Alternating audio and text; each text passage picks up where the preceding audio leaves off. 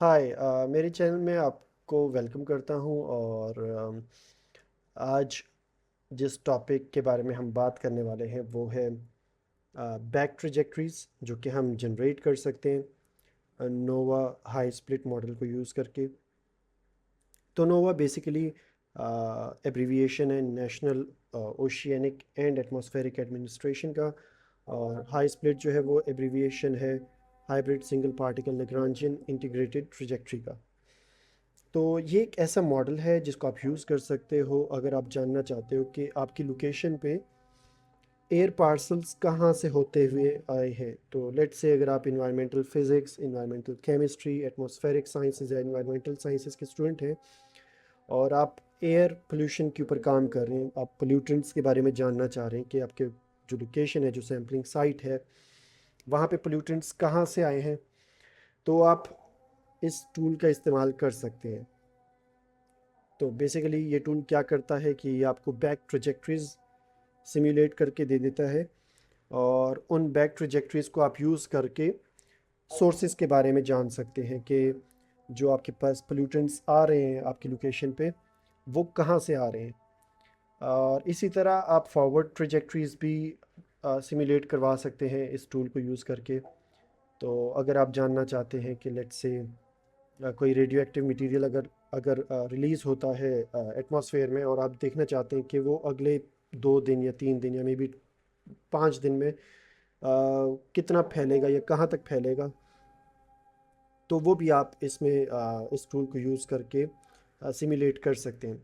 लेकिन आज हम बैक ट्रेजेक्टरीज़ के ऊपर काम करने वाले हैं और आज हम देखने वाले हैं कि अगर आप बैक ट्रेजेक्टरीज सिमुलेट करना चाहते हैं नोवा हाई स्प्लिट को यूज़ करके तो वो आप कैसे कर सकते हैं। तो आपको सबसे पहले अपने ब्राउज़र पे आना है और यहाँ पे सर्च इंजन में आपने लिखना है नोवा हाई स्प्लिट। तो आपके पास ये जो सबसे पहली वेबसाइट आ जाती है ए रिसोर्सेज लेबोरेटरी की, ARL। तो इसको आपने ओपन कर लेना है और जब आप इसको ओपन करेंगे तो आपके पास काफ़ी सारे ऑप्शंस आपको नज़र आएंगे। अब यहाँ पे लेफ़्ट साइड पे अगर आप देखें तो ये काफ़ी सारी चीज़ें आपको नोवा की तरफ से गिवन है। तो मैं आपको रिकमेंड करूँगा कि इनसे गो थ्रू करें, इनको देखें ओपन करके। और अगर आप देखना चाहते हैं कि जो मॉडल है वो कैसे काम करता है और इसकी हिस्ट्री के बारे में जानना चाहते हैं तो आपको तमाम इन्फॉर्मेशन इस मॉडल से रिलेटेड यहाँ पे आपको मिल जाएगी। तो यहाँ पे आपको ये जो हम अभी यूज़ कर रहे हैं ये इसका जो वेब नोवा की वेबसाइट वाला वर्जन है हाई स्प्लिट का, ये वो है। और इसके अलावा इनका सॉफ्टवेयर भी आता है जो आप डाउनलोड कर सकते हैं इनकी इसी वेबसाइट से। जैसे लिखा हुआ है कि PC Windows based high split, तो आप यहाँ से अपने कंप्यूटर के लिए इनका डेडिकेटेड जो सॉफ्टवेयर है वो भी डाउनलोड कर सकते हैं, जो कि मैंने किया हुआ है। मैं आपको दिखा देता हूँ। तो ये रहा, ये जो हाई स्प्लिट लिखा हुआ है ये इनका डेडिकेटेड सॉफ्टवेयर है जिसको आप यूज़ कर सकते हैं। लेकिन आज हम काम कर रहे हैं इनके ऑनलाइन जो इनका वेब वर्जन है उसके ऊपर। और हम बैक ट्रेजेक्टरीज जनरेट करना चाह रहे हैं। तो बैक ट्रेजेक्टरीज जनरेट करने के लिए आपको सबसे जो पहला ऑप्शन है run high split trajectory model, इसको रन करना है, इस पर क्लिक करना है। और दूसरी बात ये कि इसके लिए कोई रजिस्ट्रेशन नहीं चाहिए, तो किसी किस्म की रजिस्ट्रेशन करने की ज़रूरत नहीं है, आपको सिंपली इस पर क्लिक करना है। तो जब आप इस पर क्लिक करेंगे तो आपको ये ऑप्शन दे देगा कि आपने फोरकास्ट ट्रेजेक्टरीज कंप्यूट करनी है या आर्काइव ट्रेजेक्टरीज। आर्काइव का मतलब जो नोवा के पास पहले से ही मटीरियोलॉजिकल डेटा स्टोर्ड है और उस पे अगर आप ट्रेजेक्टरीज ड्रॉ करना चाह रहे हैं मतलब बैकवर्ड इन टाइम, तो वो आप यहाँ से कर सकते हैं। तो आप इस पर क्लिक करेंगे कंप्यूट आर्काइव ट्रेजेक्टरीज पे। जब आप उस पर क्लिक करेंगे तो आपके पास ये स्क्रीन ओपन हो जाएगी जहाँ पे लिखा हुआ है आपके पास टाइप ऑफ ट्रेजेक्टरीज। तो यहाँ पे सबसे पहले आपके पास है number of trajectory starting locations. तो आप देख सकते हैं कि यहाँ पे आपके पास 3 ऑप्शंस हैं। आप अगर आपकी स्टार्टिंग लोकेशन एक सिंगल लोकेशन है, मतलब आपने एक ही लोकेशन पे सैम्पलिंग की है एयर की, तो आप 1 पे क्लिक करेंगे। अगर आपने 2 लोकेशंस पे की हैं या 3 लोकेशंस पे की हैं तो वो आप अपने लिहाज से चूज़ करेंगे। लेकिन मैं यहाँ पे 1 को ही सेलेक्ट कर रहा हूँ, बाय डिफ़ॉल्ट 1 ही है। क्योंकि आगे जाके हमें ऑप्शन मिल जाता है मल्टीपल लोकेशंस चूज़ करने का। और दूसरी बात ये कि टाइप ऑफ ट्रेजेक्ट्री हम नॉर्मल लेंगे। आप इनको रीड आउट कर सकते हैं कि मैट्रिक्स क्या करता है, इंसेम्बल क्या करता है, या फ्रीक्वेंसी। ये इनके बारे में यहाँ पे भी इंफॉर्मेशन थोड़ी बहुत गिवन है, और नोवा की वेबसाइट पे भी इनके बारे में इंफॉर्मेशन गिवन है, तो आप इसको रीड आउट कर सकते हैं। लेकिन मैंने अपनी रिसर्च में नॉर्मल को ही यूज़ किया था, तो आज वीडियो डेमोन्स्ट्रेशन में भी मैं नॉर्मल के साथ ही चलूँगा। तो मैं नेक्स्ट पे क्लिक करूँगा। अच्छा, अब हमें नोवा ने ऑप्शन दे दिया है मीटरोलॉजी का और स्टार्टिंग लोकेशन का। तो बेसिकली अब यहाँ पे हमें क्या करना है कि हमें एक मीटरोलॉजिकल फ़ाइल सेलेक्ट करनी है हमारे रीजन के हिसाब से, जिस फाइल को यूज़ करके नोवा हाई स्प्लिट जो है वो बैक ट्रेजेक्ट्रीज सिम्युलेट करेगा।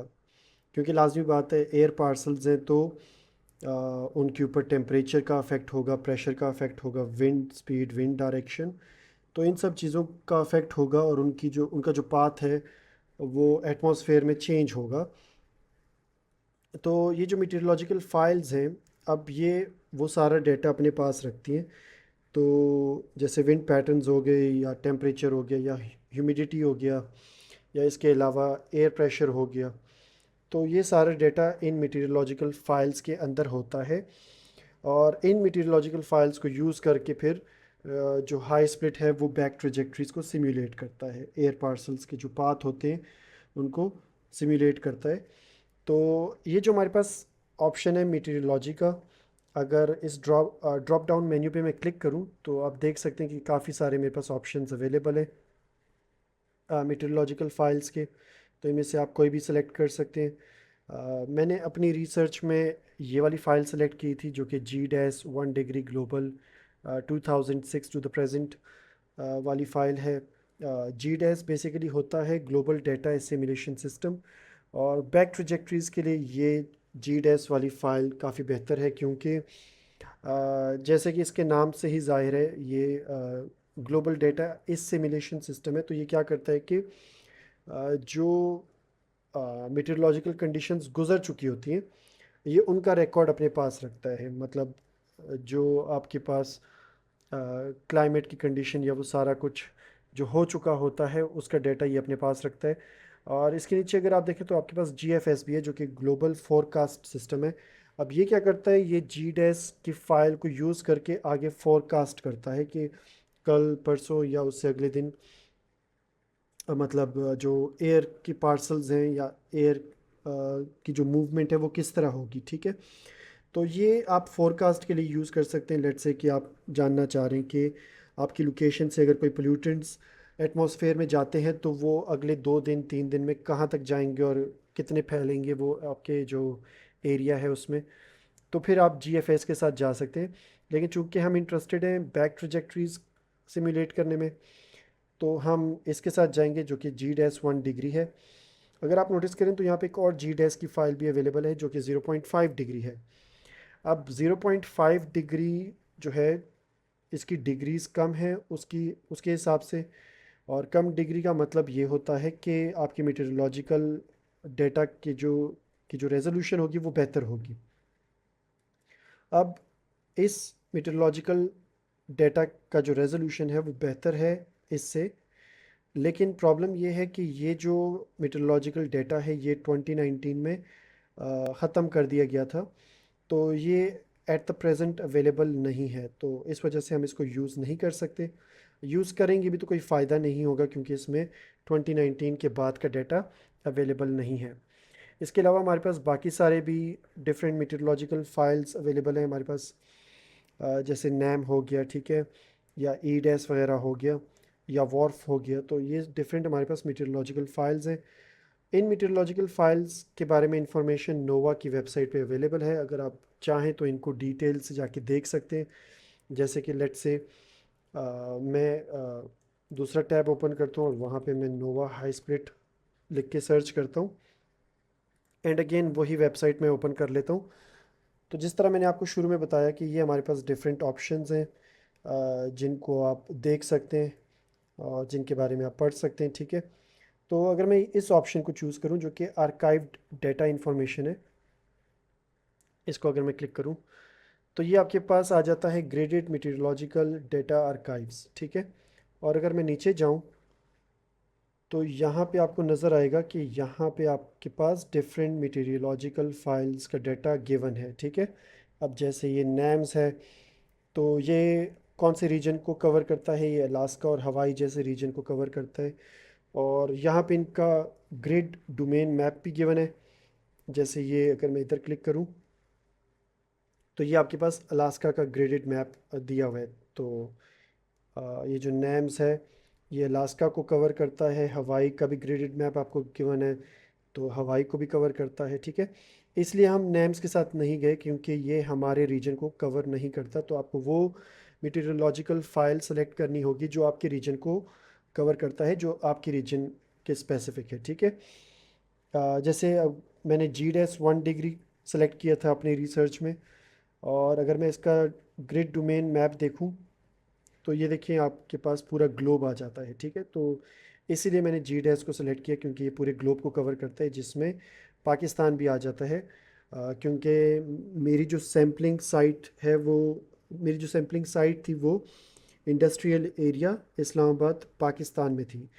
तो इस वजह से मुझे कोई ऐसी मीटेरोलॉजिकल फ़ाइल चाहिए थी जो पूरे ग्लोब को कवर करे, जिसमें पाकिस्तान का रीजन भी हो। इसके अलावा इनकी रीडमी फाइल्स भी हैं और बाकी एक्सटेंशंस भी हैं, तो आप इनको अच्छे से देख सकते हैं नोवा की वेबसाइट पे जाके, ठीक है। और इनके बारे में आप पढ़ सकते हैं। तो मैं इसको ख़त्म कर देता हूँ और वापस आ जाते हैं हम अपनी स्क्रीन पे। और यहाँ पे आप देखें तो मैंने GS 1 डिग्री ग्लोबल सेलेक्ट किया हुआ है, और इसी के साथ हम आगे चलेंगे। और अब हमारे पास ऑप्शन आ जाता है अपनी लोकेशन के कोऑर्डिनेट्स को इनपुट करने का। अब ये जो है ये आप दो तरीके से कर सकते हैं। या तो आप मैप से डायरेक्टली सेलेक्ट कर सकते हैं, जैसे कि अगर मैं ये मैप पे जाऊं, ये रहा पाकिस्तान और हमारी जो सैम्पलिंग साइट है वो इंडस्ट्रियल एरिया I9 था इस्लामाबाद का। तो ये इंडस्ट्रियल एरिया है, ठीक है, I9। अब मैं यहाँ पे इंडस्ट्रियल साइट, मतलब जहाँ पे हमने सैम्पलर रखा हुआ था, एयर सैम्पलर, मैं या तो यहाँ से डायरेक्ट वहाँ पे क्लिक कर सकता हूँ, लेकिन वो उतना ज़्यादा प्रिसाइज नहीं होगा। तो मैं आपको रिकमेंड करूँगा कि आप क्या करें, जो नीचे बॉक्सेस गिवन है लैटिट्यूड के और लॉन्गिट्यूड के, वहाँ पे आप अपने सैम्पलिंग साइट के कोऑर्डिनेट्स इनपुट कर दें। जैसे लैटिट्यूड की बात करें तो मेरे जो सैम्पलिंग साइट का लैटिट्यूड है मैंने पहले ही इनपुट किया हुआ है, 33.6567 डिग्री नॉर्थ था और 73.0486 डिग्री ईस्ट था, ठीक है। तो ये इनपुट करने के बाद और मीटेरोलॉजिकल फाइल सेलेक्ट करने के बाद हम नेक्स्ट पे क्लिक करेंगे। अच्छा, अब यहाँ पे आपके पास क्या आ गया कि जो नोवा है उसने मीटेरोलॉजिकल फाइल जो कि GS है उसको लोड कर लिया है इस स्पेसिफिक लैटिट्यूड और लॉन्गिट्यूड के लिए, ठीक है। और ये यहाँ पे आपको ऑप्शन दे रहे हैं कि आप किस डेट के लिए बैक ट्रेजेक्ट्रीज कैलकुलेट करना चाह रहे हैं। तो अब ये सारी आपके पास डेट्स आ जाती हैं। याद रहे कि जो GS है वो डेट्स को वीकली बेसिस पे लेता है। तो अगर आप देखें तो ये वीक 3 है अगस्त 2025 का, ये वीक 2 है, ये वीक 1 है, एंड सो ऑन, ठीक है। और ये अगर मैं स्क्रॉल डाउन करूँ तो ये जो GS है ये 2004 से दिसंबर 2004 वीक 1 से अब तक चल रहे हैं, ठीक है। और ये रोज़ के रोज़ अपडेट होता रहता है। तो अगर आप ये देखें तो हमारे पास ऑप्शन करंट 7 डेज़ का भी ऑप्शन है, लेकिन लेट से कि हम वीक 1 सेलेक्ट कर लेते हैं अगस्त 2025 का। तो ये सेलेक्ट करके हम नेक्स्ट पे क्लिक करेंगे।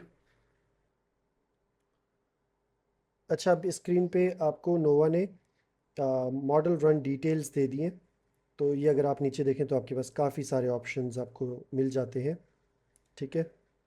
और ये आपके पास सारे ऑप्शंस हैं, इसमें आपके पास डिस्प्ले ऑप्शंस भी हैं और ऊपर आपके पास मॉडल पैरामीटर्स भी गिवन है।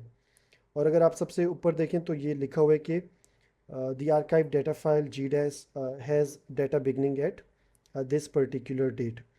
तो चूंकि हमने अभी पिछली स्क्रीन में फर्स्ट वीक ऑफ अगस्त 2025 को सिलेक्ट किया था, तो हाई स्प्लिट ने क्या किया कि उसने ये मटीरियोलॉजिकल फ़ाइल, मतलब इस पर्टिकुलर डेट की मटीरियोलॉजिकल फ़ाइल को लोड कर दिया है, और अब इसको वो यूज़ करके बैक ट्रेजेक्ट्रीज़ को या फॉरवर्ड ट्रेजेक्ट्रीज़ को कैलकुलेट कर सकता है। ठीक है।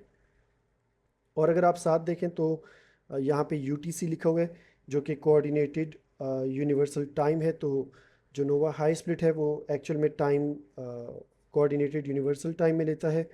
तो आपको अपने लोकल टाइम का पता होना चाहिए कि वो आपका जो लोकल टाइम है वो यूटीसी के हिसाब से कितना बनता है। ठीक है, क्योंकि वो आगे जाके हम यूज़ करेंगे। अब मॉडल पैरामीटर्स की तरफ आते हैं, तो यहाँ पे जो सबसे पहली चीज़ है वो है ट्रेजेक्ट्री डायरेक्शंस। अब यहाँ पे आपको मॉडल दो ऑप्शंस देता है, एक फॉरवर्ड और एक बैकवर्ड। तो फॉरवर्ड का मतलब ये है कि सपोज़ अगर आप जानना चाहते हैं कि आपके जो एयर पार्सल्स हैं वो अगले 2 दिन या अगले 3 दिन, मतलब फ्यूचर में वो कहाँ जाएंगे, फॉरवर्ड इन टाइम वो कहाँ जाएंगे, तो आप इस ऑप्शन को सेलेक्ट करेंगे।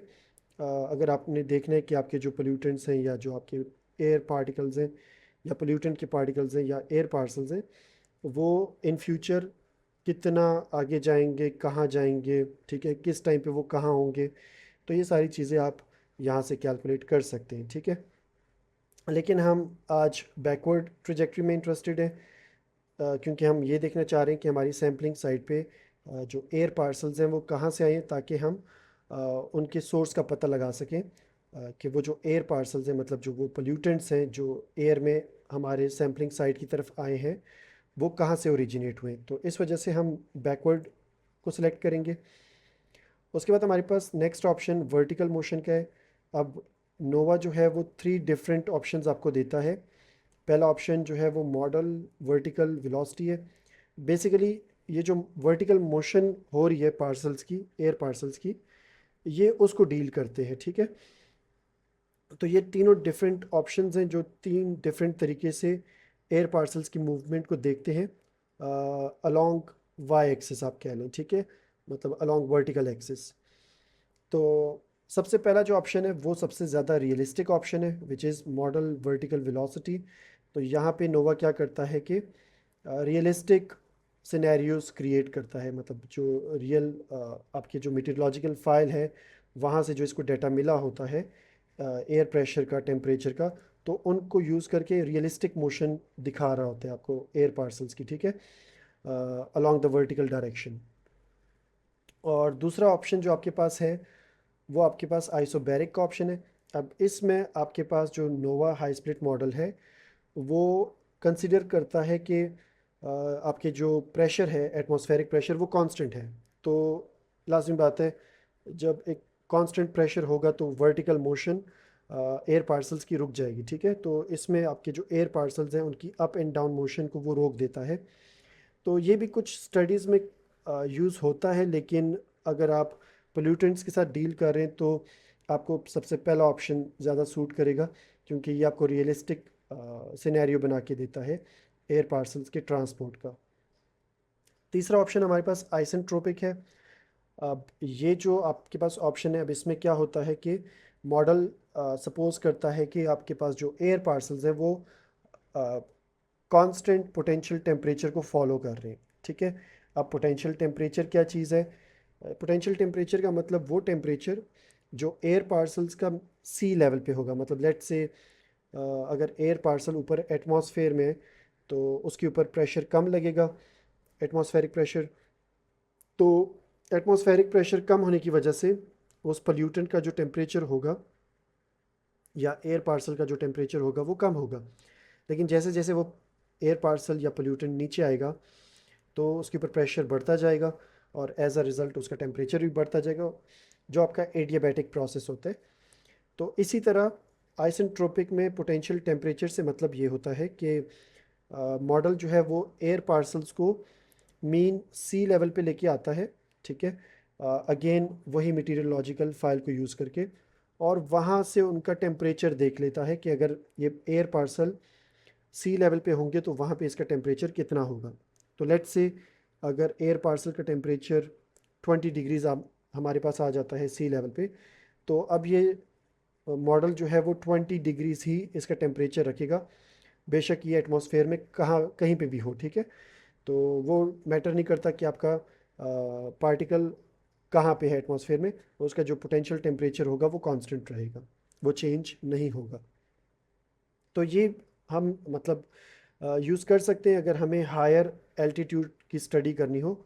मतलब अगर आप ट्रोपोस्फियर या स्ट्रेटोस्फियर में इंटरेस्टेड हो तो हायर एल्टीट्यूड्स में ये आइसेंट्रोपिक का ऑप्शन यूज़ होता है। लेकिन अगेन चूंकि पोल्यूटेंट्स इतना ऊपर नहीं जाते, वो रिलेटिवली क्लोज रहते हैं सरफेस के साथ, तो हम मॉडल वर्टिकल वेलोसिटी को ही चूज़ करेंगे, क्योंकि ये आपको रियल सिनेरियोज बना के दे रहा होता है, ये ज़्यादा रियलिस्टिक है। फिर हमारे पास नीचे आ जाता है स्टार्ट टाइम। अब अगेन अगर मैं इस पर ड्रॉप डाउन मेन्यू पे क्लिक करूँ तो मेरे पास 2025 का ही ऑप्शन आ रहा है, क्योंकि पिछली स्क्रीन में हमने जो जी डैश फाइल चूज़ की थी वो 2025 की थी। एंड मंथ हमने अगस्त का सिलेक्ट किया था, तो आपके पास सिर्फ अगस्त का मंथ आ रहा है। लेकिन जैसे ही मैं डे वाले ऑप्शन पे सेलेक्ट करता हूँ इस ड्रॉप डाउन मेन्यू पे, तो आपके पास 7 डेज़ आ जाते हैं। ये इसलिए क्योंकि हमने जो पीछे फ़ाइल सेलेक्ट की थी, अगर मैं बैक जाऊँ तो ये जो हमने फ़ाइल सेलेक्ट की थी ये फर्स्ट वीक ऑफ अगस्त 2025 की फ़ाइल थी, राइट। तो ये आपको पहले वीक के 7 डेज़ आपको शो कर रहे हैं, ठीक है। तो पहले वीक के 7 डेज़ आपको शो कर रहे हैं। तो मैं इस बैकवर्ड को दोबारा सेलेक्ट कर लेता हूँ। तो अब ये डिपेंड करता है कि आप कौन सी डेट सेलेक्ट करते हो।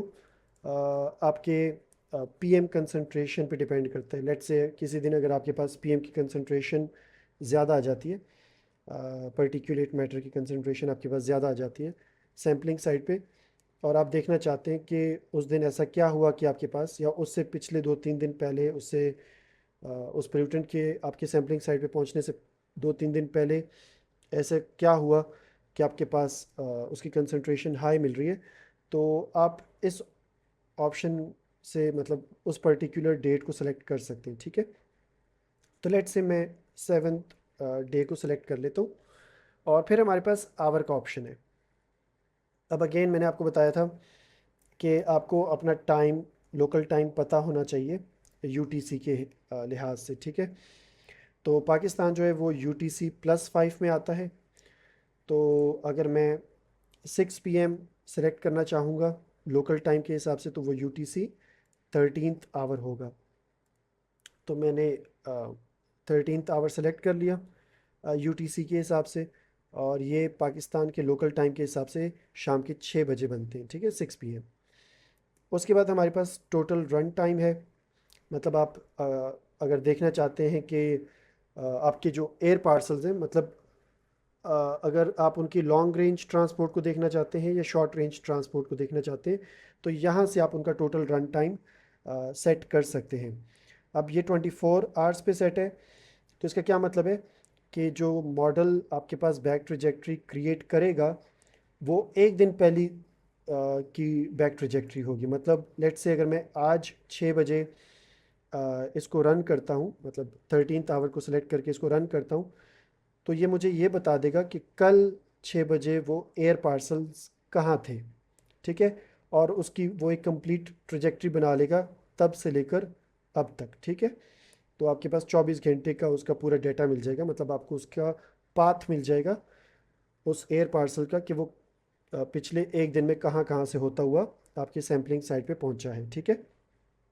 तो अगर आपको शॉर्ट रेंज ट्रांसपोर्ट देखनी हो, अगर आपको लेट्स से आप लोकल रीजन में ज़्यादा इंटरेस्टेड है, मतलब लोकलाइज्ड सोर्सेज में, और आप देखना चाह रहे हैं कि आपके आसपास कौन सी सोर्सेज हैं, मतलब कहाँ से आपके पास एयर पार्सल्स आ रहे हैं या एयर पोल्यूटेंट्स आ रहे हैं, तो फिर आप 24 आवर को सिलेक्ट कर सकते हैं, कम टाइम को, या इवन कि आप 12 आवर को भी सेलेक्ट कर सकते हैं।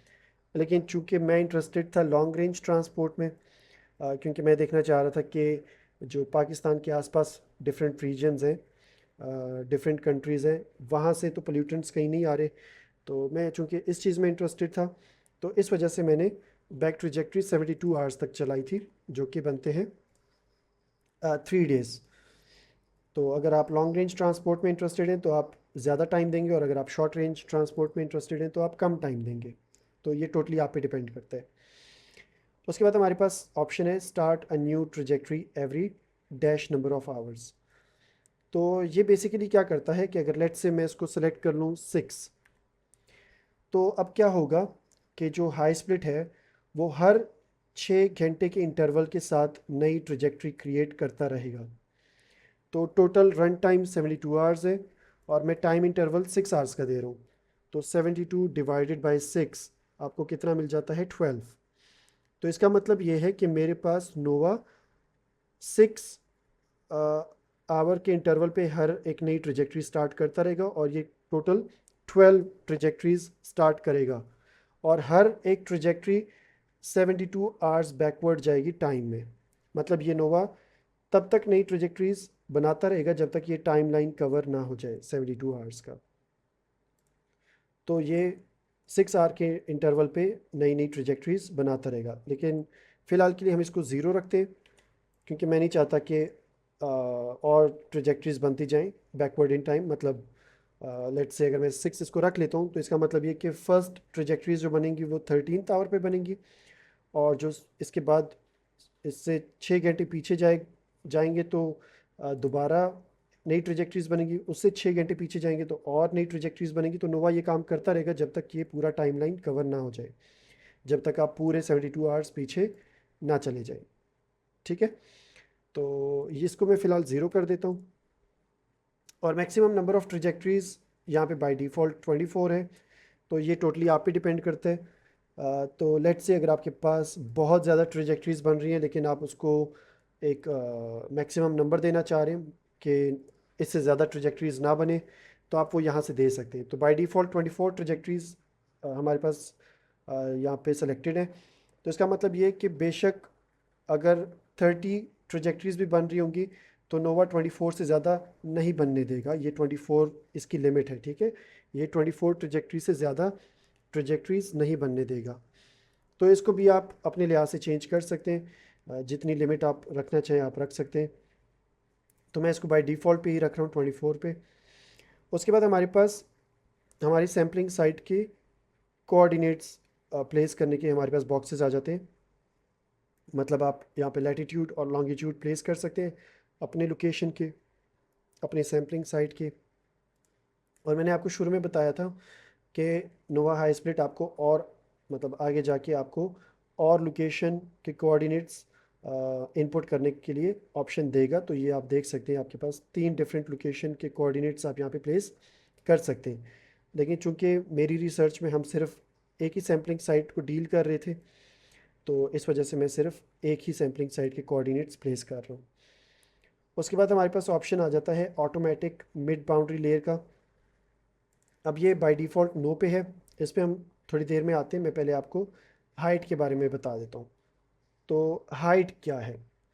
अब अगर आप देखना चाह रहे हैं कि आपकी जो स्टार्टिंग लोकेशन है, मतलब आपकी जो सैम्पलिंग साइट है, आप देखना चाह रहे हैं कि नोवा ट्रैक करे। लेट से मैं अगर इसमें 50 मीटर्स पुट कर देता हूँ, इनपुट कर देता हूँ, तो इसका क्या मतलब हुआ? इसका मतलब ये हुआ कि नोवा ये देख रहा होगा कि आपकी जो सैम्पलिंग साइट है वहाँ से मतलब इसका जो यूनिट है अगर आप यहाँ पे देखें तो metres above ground level selected है। तो नोवा ये देखेगा कि अबव ग्राउंड लेवल 50 मीटर तक पोल्यूटेंट्स वहाँ पे मौजूद हैं या नहीं, मतलब एयर पार्सल्स वहाँ पे मौजूद हैं या नहीं, और वो एयर पार्सल कहाँ से आए हैं। तो वो उनको बैकवर्ड इन टाइम ट्रैक करेगा 72 आवर्स तक, ठीक है। आपकी जो सैम्पलिंग साइट है वहाँ से। तो ये जो 50 मीटर्स है ये आपकी सैम्पलिंग साइट के ऊपर 50 मीटर्स है, ठीक है। तो अबव ग्राउंड लेवल, ये याद रहे कि ये अबव ग्राउंड लेवल इसका यूनिट है। तो मतलब आपकी सैम्पलिंग साइट के 50 मीटर्स अब ऊपर जो है वो जो भी एयर पार्सल्स आ रहे होंगे नोवा उनको ट्रैक डाउन कर रहा होगा बैकवर्ड इन टाइम। तो ये हम डिफरेंट हाइट्स रख सकते हैं। अब ये आप लिटरेचर से भी देख सकते हैं और आप ये टोटली आप पे डिपेंड करता है कि आप कितनी हाइट रखना चाहते हैं। तो मैंने अपनी रिसर्च में 3 डिफरेंट हाइट्स पे ट्रेजेक्ट्रीज ड्रॉ की थी, 100, 200 एंड 500। और ये हमारे पास जो सरफेस ट्रांसपोर्ट हम देख रहे होते हैं पोल्यूटेंट्स का, उसके लिए ज़्यादा अच्छा unit metres above ground level है। लेकिन अगर आप इंटरेस्टेड है कि आप हायर एल्टीट्यूड्स पे पोल्यूटेंट्स के ट्रांसपोर्ट को देखें या एयर पार्सल्स के ट्रांसपोर्ट को देखें तो फिर आप मीटर्स अबव मीन सी लेवल पे जाएंगे। लेकिन ये हायर एल्टीट्यूड्स पे ज़्यादा हम इसको यूज़ करते हैं। मतलब ट्रोपोस्फियर तक अगर आप करें तो वहाँ पे आपको ये ज़्यादा काम आएगा। लेकिन चूंकि पोल्यूटेंट्स हमारे जो हैं एयर पोल्यूटेंट्स हम वो ज़्यादातर ग्राउंड के करीब रहते हैं, तो हम मीटर्स अबव ग्राउंड लेवल के साथ जाएंगे। अब हमारे पास जो पीछे ऑप्शन था ऑटोमेटिक मिड बाउंड्री लेयर, अब ये क्या है, ये आपके पास अगर मैं इसको येस कर देता हूँ तो अब नोवा क्या करेगा कि वो जो उसने मटीरियोलॉजिकल फाइल लोड की थी उसको यूज़ करके वो ख़ुद से मिड बाउंड्री वो बाउंड्री लेयर की हाइट डिटरमिन कर लेगा। ठीक है, वो बाउंड्री लेयर की हाइट को मालूम कर लेगा और फिर वो उसका मिड ले लेगा, उसका हाफ ले लेगा और उस हाफ को वो यूज़ करेगा एज अ हाइट के तौर पे। जैसे हमने यहाँ पे मैन्युअली 3 हाइट्स इनपुट किए, तो वहाँ पे वो मटीरियोलॉजिकल फाइल में से हाइट निकालेगा बाउंड्री लेयर की और उसका हाफ ले लेगा और उस हाफ हाइट को वो फिर यूज़ करेगा बैक ट्रेजेक्टरीज बनाने के लिए। ठीक है, तो चूंकि हम मैनुअल हाइट्स के साथ काम कर रहे हैं तो इस वजह से मैं इसको नो पे क्लिक कर देता हूँ, क्योंकि मैं नहीं चाहता कि वो मटीरियोलॉजिकल फाइल को यूज़ करके अपने लिहाज से हाइट दे, बल्कि मैं चाह रहा हूँ कि मुझे इन हाइट्स पे ट्रेजेक्टरीज चाहिए। ठीक है, तो इस वजह से मैं इसको नो कर देता हूँ। इसके बाद हम नीचे आते हैं तो आपके पास डिस्प्ले ऑप्शंस आ जाते हैं और यहाँ पे आपके पास GIS आउटपुट ऑफ कॉन्टोर्स है। तो यहाँ पे आपके पास 2 ऑप्शंस गिवन है, Google Earth KMZ and GIS shape file. तो ये आपके पास डिफरेंट फॉर्मेट्स हैं जिनमें आप अपनी आउटपुट फाइल को हासिल कर सकते हैं। अब अगेन ये जो डिस्प्ले ऑप्शंस हैं ये आपके रिज़ल्ट्स को अफेक्ट नहीं करते, ये सिर्फ उनकी प्रेजेंटेशन को अफेक्ट करते हैं कि अगर आप चाहते हैं कि आपकी इमेज जो है उसके रेजोल्यूशन अच्छे हों, उसका जूम लेवल कितना हो, ठीक है, और आपको किस तरह की फॉर्मेट में आपको फ़ाइल चाहिए तो वो आप यहाँ से कंट्रोल करेंगे। ठीक है, तो बाय डिफ़ॉल्ट ये नन पे है, तो फ़िलहाल मैं इसको नन पे ही रहने दूंगा। आगे जाके मैं गूगल अर्थ की KMZ फाइल भी आपको दिखा दूंगा और इसी तरह आप GIS शेप फाइल भी इससे ले सकते हैं और उसको ArcGIS या QGIS पे रन कर सकते हैं और वहाँ पे उसको एनालाइज कर सकते हैं। ठीक है, तो अगर मैं नीचे आ जाऊँ तो आपके पास जो पहला ऑप्शन है डिस्प्ले में वो है DPI का। ठीक है, तो यहाँ अगर मैं ड्रॉप डाउन मेन्यू पे क्लिक करूँ तो यहाँ पे आपके पास मैक्सिमम ऑप्शन जो है वो 300 का है, तो मैं 300 ही सेलेक्ट करूँगा ताकि मेरे पास बेस्ट रेजोल्यूशन आए। मेरे जो रिज़ल्ट्स हैं उसकी जो इमेजेस होंगी उनके बेस्ट रेजोल्यूशंस सामने आए। और इसके बाद हमारे पास जूम फैक्टर है। अब अगेन अगर आप लोकलाइज्ड रीजन को देखना चाह रहे हैं, आप मतलब ये देखना चाह रहे हैं कि लेट्स से मैं पाकिस्तान में हूँ तो मैं देखना चाह रहा हूँ कि इस्लामाबाद में पाकिस्तान के अंदर से ही कहाँ कहाँ से पोल्यूटेंट्स आ रहे हैं मेरी सैम्पलिंग लोकेशन पे, तो फिर तो मैं जूम फैक्टर को 70 जो बाय डिफ़ॉल्ट है इतना रख सकता हूँ या इवन 100 भी रख सकता हूँ। ठीक है, तो ये उसको जूम इन कर देगा इमेज को। लेकिन चूंकि मैंने 72 आवर्स को सेलेक्ट किया था ऊपर और मैं लॉन्ग रेंज ट्रांसपोर्ट को देखना चाह रहा हूँ, तो मुझे पता है कि लॉन्ग रेंज ट्रांसपोर्ट में जो एयर पार्सल्स होंगे वो लाजमी बात है डिफरेंट रीजन से आए होंगे मेरी सैम्पलिंग लोकेशन पे। वो अफ़गानिस्तान से आए हो सकते हैं, ईरान से आए हो सकते हैं, चाइना से या इंडिया से। ठीक है, तो इस वजह से मैं इसका जूम लेवल 0 पे रखूँगा, मैं इसको इमेज को मैक्सिमम जूम आउट करूँगा ताकि मुझे पता चल सके कि वो जो एयर पार्सल्स हैं वो कहाँ से आ रहे हैं। उसके बाद हमारे पास नेक्स्ट ऑप्शन है प्लॉट प्रोजेक्शन का। अब प्लॉट प्रोजेक्शन में आपके पास 3 ऑप्शंस हैं, पोलर, लैम्बर्ट एंड मर्केटर। तो ये बेसिकली क्या करते हैं, आपके जो स्फेरिकल ग्लोब है ये उसको फ्लैट मैप में कन्वर्ट कर देते हैं। ठीक है, तो ये डिफरेंट तरीके हैं ग्लोब को फ्लैट मैप में देखने के, मतलब ये उनका प्रोजेक्शन ड्रॉ कर देते हैं ग्लोब का फ्लैट मैप के ऊपर। ठीक है, तो अगेन इनके साथ आप एक्सपेरिमेंट कर सकते हैं, इनके बारे में आप पढ़ सकते हैं, लेकिन मैं फ़िलहाल के लिए डिफ़ॉल्ट के साथ ही जा रहा हूँ।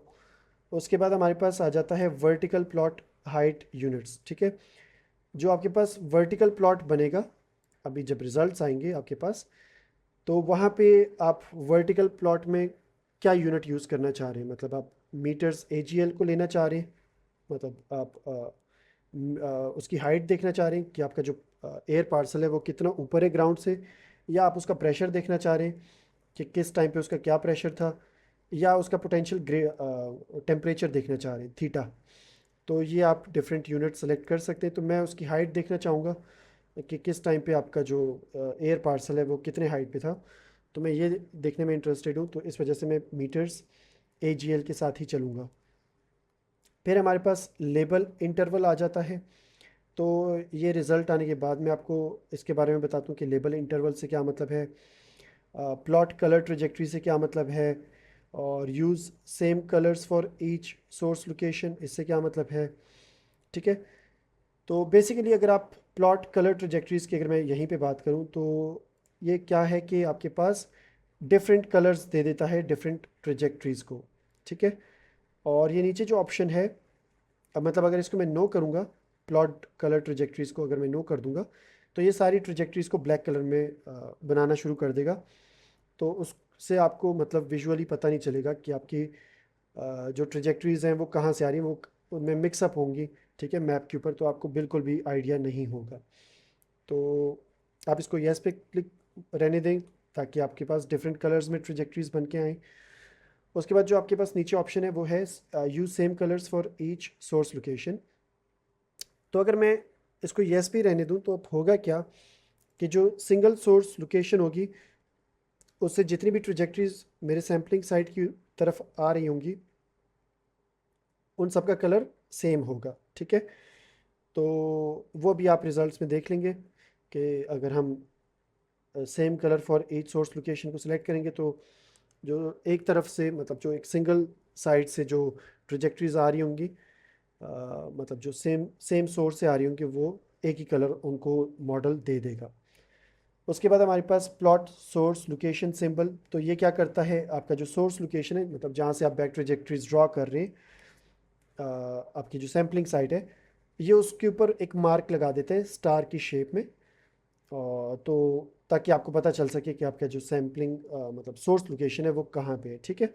और ये ऊपर वाला जो ऑप्शन था, वो आपको सोर्स लोकेशन से कलर्स डिफरेंट मतलब सेम कलर्स बना के देता है। ठीक है, उन ट्रेजेक्ट्रीज का जो एक ही तरफ से आ रही होती है। उसके बाद हमारे पास नीचे ऑप्शन है डिस्टेंस सर्कल ओवरले।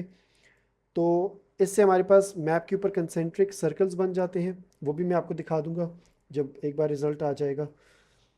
उसके बाद US काउंटी बॉर्डर्स है, और ये अगर आप USA के रीजन में हैं तो आप इस ऑप्शन को यस कर सकते हैं। तो ये आपको क्या करेगा कि बॉर्डर्स बना के दे देगा US के काउंटीज़ के। ठीक है। लेकिन चूंकि हम पाकिस्तान मैं पाकिस्तान से काम कर रहा हूँ, तो मेरी जो रिसर्च थी वो भी यहीं से थी, तो इस वजह से मैं नो पे ही क्लिक करूँगा। उसके बाद हमारे पास आ जाते हैं पोस्टस्क्रिप्ट फाइल। तो ये आपके पास अगर आप इसको येस पे करते हैं, तो आपके पास नोवा जो है वो आपको एक PS फाइल बना के दे देता है, पोस्टस्क्रिप्ट फाइल। और वो क्या करता है पोस्टस्क्रिप्ट फाइल कि उसके अंदर सारा आपका डाटा होता है आपकी इमेज का। ठीक है। तो उस डाटा को अगर आप किसी प्रिंटर की तरफ ट्रांसफ़र कर देते हैं, तो आप हाई क्वालिटी इमेज उससे हासिल कर सकते हैं। मतलब ये एक आपके पास आपकी इमेज का रफ डाटा होता है। ठीक है, आपकी इमेज नहीं होती बल्कि उसका डाटा होता है, जिसको आप प्रिंट आउट कर सकते हैं, या उसको कहीं पे प्रेजेंट करना हो तो आप उसको प्रेजेंट कर सकते हैं। और इसके अलावा हमारे पास PDF फाइल का ऑप्शन है। तो मतलब अगर आपको आउटपुट में आपका जो रिज़ल्ट है वो PDF की फॉर्म में चाहिए, तो आप इसको येस पे रख सकते हैं। उसके बाद हमारे पास प्लॉट मीटीरियोलॉजिकल फील्ड अलॉन्ग ट्रेजेक्ट्री। अगर आप चाहते हैं कि मीटीरियोलॉजिकल डाटा भी साथ साथ प्लॉट हो आपकी ट्रेजेक्ट्रीज़ के साथ, मतलब एक तो प्लॉट हमारे पास आएगा ट्रेजेक्ट्रीज़ का, और आप चाहते हैं कि उसके साथ मीटीरियोलॉजिकल डाटा का भी प्लॉट बने, तो आप इसको येस पे सेलेक्ट मतलब इस पे येस कर सकते हैं, इसको सेलेक्ट कर सकते हैं येस को। लेकिन मैं इंटरेस्टेड नहीं हूँ इसमें, तो मैं नो पे ही रहने दूंगा। और उसके बाद हमारे पास लास्ट ऑप्शन है डंप मटेरियोलॉजिकल डाटा अलॉन्ग ट्रेजेक्ट्री। तो अभी आपके पास डिफरेंट डाटा है जो आप सेलेक्ट कर सकते हैं। इससे क्या होगा कि आप अगर लेट से मैं टेरेन को सेलेक्ट करूंगा, या पोटेंशियल टेम्परेचर को सेलेक्ट करूंगा, या रेनफॉल को सेलेक्ट करूंगा, तो अब होगा ये कि जब मैं इस ट्रेजेक्ट्री को रन करूंगा, मतलब इस मॉडल को मैं रन करूंगा, तो होगा क्या कि मुझे जो नोवा हाई स्प्लिट है वो टी डम्प फाइल्स बना के दे देगा। और उसके अंदर ये सारा डाटा मेरे पास गिवन होगा कि टेरेन की हाइट कितनी थी किस टाइम पे, वहाँ पे टेम्परेचर कितना था, वहाँ पे रेनफॉल अगर था तो कितना था, ठीक है। तो ये सारा डेटा आपको प्रोवाइड कर देता है नोवा। लेकिन मैं इनमें इंटरेस्टेड नहीं हूँ। मैं सिर्फ बैक ट्रेजेक्ट्रीज ड्रॉ करना चाह रहा हूँ। मैं सिर्फ ये देखना चाह रहा हूँ कि जो एयर पार्सल्स हैं वो कहाँ से मेरे सैम्पलिंग लोकेशन पे पहुँचे हैं, तो मैं उन चीज़ों में इंटरेस्टेड हूँ। तो ये सारे ऑप्शंस थे जो हम चूज़ कर सकते थे। तो अब हम रिक्वेस्ट ट्रेजेक्ट्री पे क्लिक करेंगे। नोवा थोड़ा सा टाइम लेगा, ये 10 सेकंड्स के बाद इस पेज को रिफ़्रेश करता रहता है, तब तक जब तक आपके रिज़ल्ट्स यहाँ पे सामने ना आ जाए, ठीक है। तो हम थोड़ा सा वेट करेंगे जब तक रिज़ल्ट्स ना आ जाए।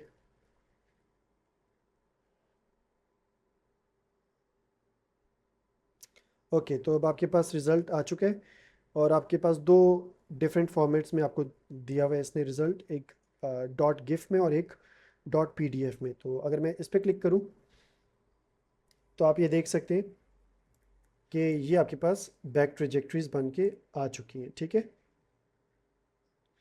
अब इसमें ये जो है, ये जो जहाँ पे स्टार बना हुआ है, ये आपका, ये हमारी सैम्पलिंग लोकेशन थी, ठीक है, इस्लामाबाद इंडस्ट्रियल एरिया।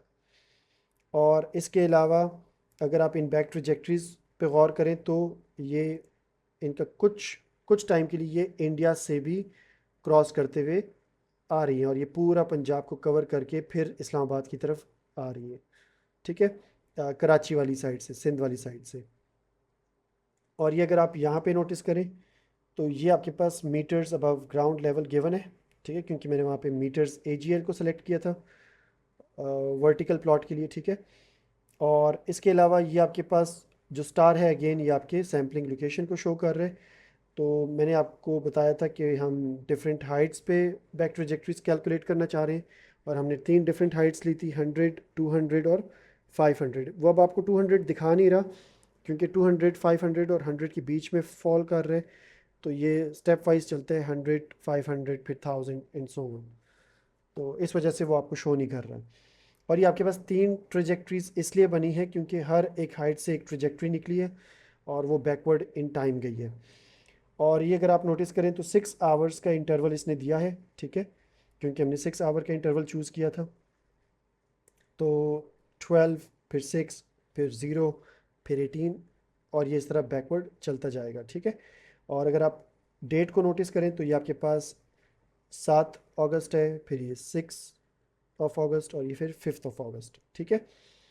उसके अलावा अगर आप नीचे देखें तो यहाँ पे आपके पास हाइट्स गिवन है, 100 मीटर्स, 200 मीटर्स एंड 500 मीटर्स। और ड्यूरेशन भी आपको गिवन है, 72 आवर्स तक ये मॉडल चला है बैकवर्ड इन टाइम, ठीक है। और मॉडल वर्टिकल वेलोसिटी को हमने चूज़ किया था और ट्रेजेक्ट्री की डायरेक्शन बैकवर्ड है। और इसके अलावा ये आपके लैटिट्यूड और लॉन्गिट्यूड्स आ गए। और जो भी आप ट्रेजेक्ट्री ड्रॉ करते हैं नोवा उसको कुछ आईडी दे देता है अपने पास रखने के लिए, ठीक है। तो ये वो जॉब आईडी है जो नोवा ने इसको दी है। और अगर आप ऊपर देखें तो यहाँ पे भी आपको थोड़ी बहुत इन्फॉर्मेशन गिवन है कि जो मॉडल स्टार्ट हुआ था ये 7 अगस्त से स्टार्ट हुआ था backward in time at 1300 UTC, ठीक है। और जी डैस मीटीरियोलॉजिकल डाटा का इस्तेमाल करके ये मॉडल चला था। तो ये था आपका हाई स्प्लिट का मॉडल, ठीक है। तो आपको बैकवर्ड ट्रेजेक्ट्रीज बना के दे दिए इसने 72 आवर्स के लिए, ठीक है। तो और ये जो अगर आप नोटिस करें तो ये सर्कल्स बने हुए या ये जो स्क्वेयर्स बने हुए या ट्राइंगल्स बने हुए, ये आपको क्या शो कर रही है, 6 आवर का इंटरवल शो कर रहे हैं, ठीक है, कि हर 6 घंटे के बाद आपकी ट्रेजेक्ट्री कहाँ पहुँची है। तो ये यहाँ पे भी बने हुए हैं, ठीक है। तो अगर मैं इसको क्रॉस कर दूँ और पीडीएफ पे क्लिक करूँ तो ये अब आपको पीडीएफ फाइल की फॉर्म में आपके रिज़ल्ट शो कर देगा। तो ये आप पे डिपेंड करता है कि कौन सी फ़ाइल आपको चाहिए, तो आप वो सेलेक्ट कर सकते हैं। अच्छा, अगर मैं बैक जाऊँ और लेट्स से मैं यहाँ से कुछ ऑप्शंस चेंज कर दूँ, लेट्स से हम ये जो यहाँ पे कंसेंट्रिक सर्कल्स वाला ऑप्शन था, यस, तो डिस्टेंस सर्कल ओवरले, अगर इसको मैं ऑटो पे कर दूँ और अब मैं ट्रजेक्टरी रिक्वेस्ट करूँ तो अब आप देखेंगे कि जो नोवा हाई स्प्लिट है वो कंसेंट्रिक सर्कल्स ड्रॉ कर देगा जो कि मुझे डिस्टेंस बताएंगे, ठीक है, कि मेरी ट्रिजेक्टरीज कितने डिस्टेंस से मेरे सैम्पलिंग साइट पे पहुंच रही है।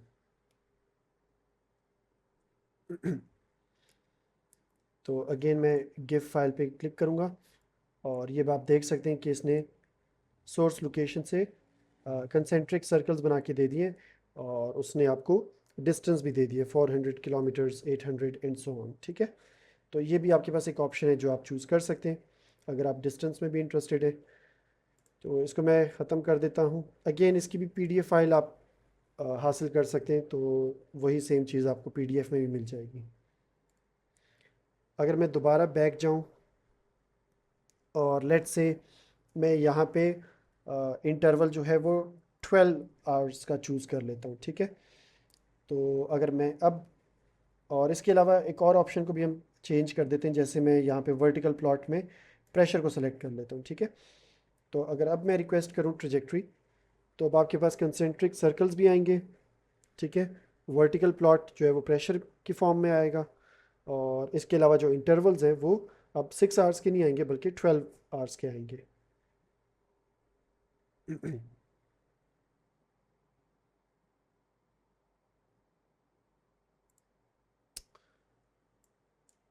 तो ये अब आप देख सकते हैं, तो ये अब आपके पास प्रेशर गिवन है। ठीक है, वर्टिकल प्लॉट में 869 910। ठीक है, और इसके अलावा अगर आप नीचे इंटरवल्स को देखें तो ये 12 आवर के इंटरवल अब आपके पास आ गए। ठीक है, पहले 6 आवर्स के थे, अब इंटरवल्स मैंने बढ़ा दिए 12 आवर्स के कर दिए। ठीक है, और बाकी वो कंसेंट्रिक सर्कल्स तो हमने पहले से ही ड्रॉ किए हुए थे। और इसके अलावा अगर हम इसमें कुछ और चेंजेस करें, जैसे मैं पोटेंशियल टेम्परेचर थीटा को सिलेक्ट कर लेता हूँ और इसके अलावा लेट से मैं जूम फैक्टर ज़्यादा कर लेता हूँ, मैं जूम इन कर लेता हूँ, जो बाय डिफ़ॉल्ट 70 था मैं उसी को सिलेक्ट कर लेता हूँ। तो अब आप देखेंगे कि वो जो इमेज मेरे पास बन के आ रही थी उसमें वो जूम्ड इन होगी। ठीक है, तो अगर मैं रिक्वेस्ट करूँ ट्रजेक्ट्री,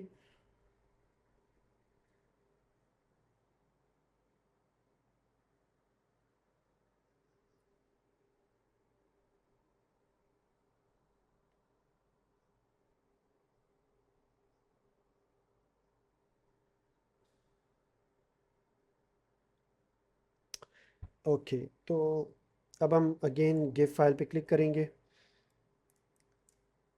तो ये अब आपकी जो इमेज है वो जूम्ड इन हो गई है, लेकिन कंसेंट्रिक सर्कल्स की वजह से वो उतना जूम नहीं हुई। और दूसरा ये कि आपकी ट्रजेक्टरीज की वजह से भी वो ज़्यादा जूम नहीं हुई, क्योंकि अगर वो ज़्यादा जूम कर देता नोवा उसको, तो लाजमी बात है वो फिर आपको ये ट्रजेक्टरीज पूरी तरह दिखाई ना देती ना। तो नोवा इस चीज़ को भी देख रहा होता है। और अगेन अगर आप यहाँ पे देखें तो ये मीटर्स एजीएल ही सिलेक्टेड है।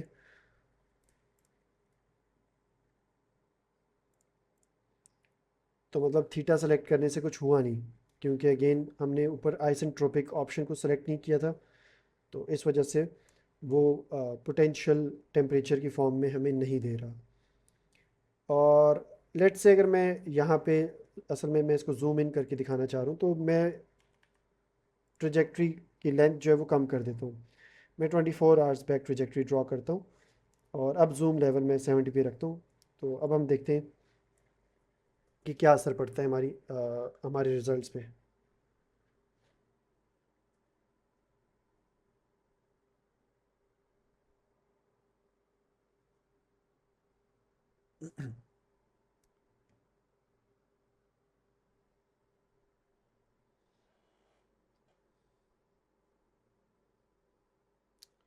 ओके, तो अगेन मैं गिफ फाइल पे क्लिक करता हूँ। तो अब आप देख सकते हैं आपकी इमेज जो है वो जूम्ड इन हो चुकी है, क्योंकि अब जो ट्रेजेक्ट्रीज हैं वो लोकलाइज्ड हैं। ठीक है, वो ट्रांस बाउंड्री नहीं है। और ये अब आपको डिस्टेंस दे रहा है अगेन 100 200 300 एंड 400 किलोमीटर्स में। तो इस तरह आप इसके साथ एक्सपेरिमेंट कर सकते हैं और इससे जो आपको रिजल्ट्स चाहिए वो आप इससे हासिल कर सकते हैं।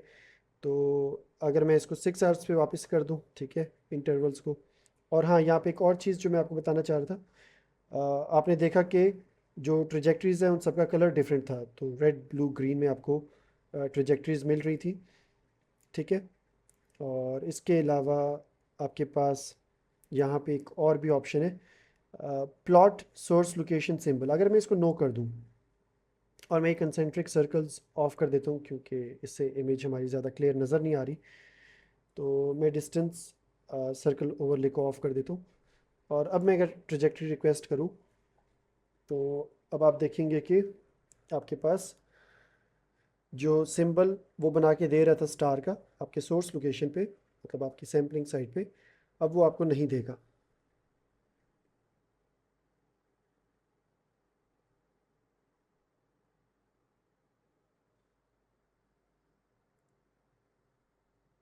तो ये आप देख सकते हैं, उसने जस्ट ट्रेजेक्टरीज बना के दे दी, ये यहाँ पे आ रही हैं, लेकिन अब ये आपको उसके लिए सिंबल यूज़ नहीं कर रहा। जो पहले स्टार का सिंबल यूज़ कर रहा था आपकी लोकेशन को बताने के लिए, अब वो स्टार का सिंबल यूज़ नहीं कर रहा। तो इस तरह आप इन डिफरेंट ऑप्शंस को ट्राई आउट कर सकते हैं अपने लिहाज से, और जो आपको बेहतर लगे आप वो यूज़ कर सकते हैं। तो मैं इसको दोबारा येस पे कर देता हूँ। अच्छा, मैं यूँ कर लेता हूँ कि मैं यहाँ पे जो इंटरवल्स हैं उसको मैं बढ़ा देता हूँ। अभी मैंने कोई इंटरवल्स इसको नहीं दिए थे, तो मैं इसको 6 इंटरवल दे देता हूँ, ठीक है। तो अब क्या करेगा नोवा हाई स्प्लिट, कि हर 6 घंटे के बाद एक नई ट्रेजेक्टरी स्टार्ट करेगा, ठीक है। और ये 72 घंटे तक ये काम करता रहेगा, ठीक है, 72 आवर्स तक ये काम करता रहेगा। और मैं मैक्सिमम नंबर ऑफ़ ट्रेजेक्टरीज, अगर मैं 72 को डिवाइड करूँ 6 पे, तो मेरे पास 12 आता है। तो मैं इसको कह देता हूँ कि मुझे 12 ट्रेजेक्टरीज चाहिए, ठीक है। तो मेरे पास हर एक 6 आवर्स के बाद जो ट्रेजेक्टरी बनेगी वो मेरे पास बन के आ जाएगी, ठीक है। तो अगर मैं इसका रिज़ल्ट देखूँ, बल्कि मैं आपको एक और चीज़ भी दिखा देता हूँ। मैं यहाँ से गूगल अर्थ KMZ फाइल को सेलेक्ट कर लेता हूँ, और अब मैं रिक्वेस्ट करता हूँ ट्रेजेक्टरी। तो अब आप देखेंगे कि आपके पास काफ़ी सारी ट्रेजेक्टरीज बन के आ जाएंगी, और मैक्सिमम नंबर चूँकि हमने 12 अलाउ किया था, तो आपके पास 12 ट्रेजेक्टरीज बन के आएंगी, और हर ट्रेजेक्टरी में 6 आवर का इंटरवल होगा, ठीक है। और इसके अलावा चूँकि हमने गूगल अर्थ की फ़ाइल चूज़ की है KMZ फॉर्मेट में, तो अब आप देखेंगे कि आपके पास ट्रेजेक्टरीज वो गूगल अर्थ पे भी दिखा देगा। तो ये आप देख सकते हैं। तो ये जो स्फेरिकल बॉल इसने ड्रॉ किया हुआ है, ठीक है, स्फेरिकल बलून जो इसने ड्रॉ किया हुआ है, ये आपकी लोकेशन को शो कर रहा है। और ये अगेन वही ट्रेजेक्टरीज हैं, बस ये है कि अब आप इसको गूगल मैप से देख सकते हैं, और आपको रीजन का पता चलेगा कि कौन सी रीजन से होते हुए आ रही हैं। जैसे अगर आप देखें तो ये ट्रेजेक्टरीज रावलपिंडी से होते हुए इस्लामाबाद में एंटर कर रही हैं, ठीक है। तो आप यहाँ से इनके रीजन्स को देख सकते हैं। तो ये भी आपके पास ऑप्शन है, और ये आपके पास डाउनलोड का इसका ऑप्शन मिल जाता है, ठीक है, इसको प्रिंट करने का। या इवन आप यहाँ से भी इसको डाउनलोड कर सकते हैं। आप इधर क्लिक करेंगे तो ये आपके पास डाउनलोड हो जाएगा, और इसकी जो फाइल है वो फिर बाद में आप गूगल अर्थ पे भी ओपन कर सकते हैं। तो मैं गिफ फाइल को अगर ओपन करूँ, तो आप देख सकते हैं कि ये वही सेम चीज़ है जो आपको गूगल पे नज़र आ रही है, गूगल मैप्स के ऊपर, और यही चीज़ आपको यहाँ पे भी नज़र आ रही है। तो जो चीज़ मैं आपको दिखाना चाह रहा था वो ये थी कि अगर अब आप नोटिस करें, जो नंबर ऑफ़ स्टार्स हैं वो बढ़ चुके हैं, ठीक है। क्यों? क्योंकि हर 6 आवर के इंटरवल के बाद आपके सोर्स लोकेशन से नई ट्रेजेक्टरी वो स्टार्ट कर रहे हैं। तो ये पहले स्टार्ट की इसने, फिर ये दूसरी, फिर तीसरी, और करते करते इसने 12 नई ट्रेजेक्टरी स्टार्ट की हैं, ठीक है। तो ये आपका वो ऑप्शन अगर आप चूज़ करते हैं तो आपके पास इस तरह का रिज़ल्ट आ जाता है, ठीक है। तो ये डिफरेंट ऑप्शंस हैं जो आप ट्राई आउट कर सकते हैं। तो आई होप आपको ये चीज़ें समझ आ गई होंगी। तो अगर आपका कोई सवाल है, कोई चीज़ अगर आप पूछना चाहते हैं, तो आप नीचे कमेंट्स में आप पूछ सकते हैं। और इसके अलावा इसी तरह मैं और वीडियोस भी इस चैनल पे फ्यूचर में लेके आता रहूँगा। तो अगर आपने मेरे चैनल को सब्सक्राइब नहीं किया तो इसको सब्सक्राइब कर लें, क्योंकि आगे जाके हम हाई स्प्लिट के जो रिज़ल्ट्स हैं उनको हम यूज़ करके, और PMF जो कि पॉजिटिव मैट्रिक्स फैक्टराइजेशन है, और PCA जो कि प्रिंसिपल कंपोनेंट एनालिसिस है, तो ये डिफरेंट टूल्स को यूज़ करके हम कैसे सोर्स अपॉर्चनमेंट करते हैं पोल्यूटेंट्स की, तो वो भी आगे जाके मैं अपने चैनल पे अपलोड करूँगा। तो वो सब चीज़ें देखने के लिए आप नोटिफिकेशन वगैरह ऑन कर सकते हैं, तो जब भी उनकी वीडियोस आएंगी वो आपको नोटिफिकेशन मिल जाएगा। तो अब आज के लिए इतना ही, तो मिलते हैं अगली वीडियो में। तब तक के लिए अल्लाह हाफिज़।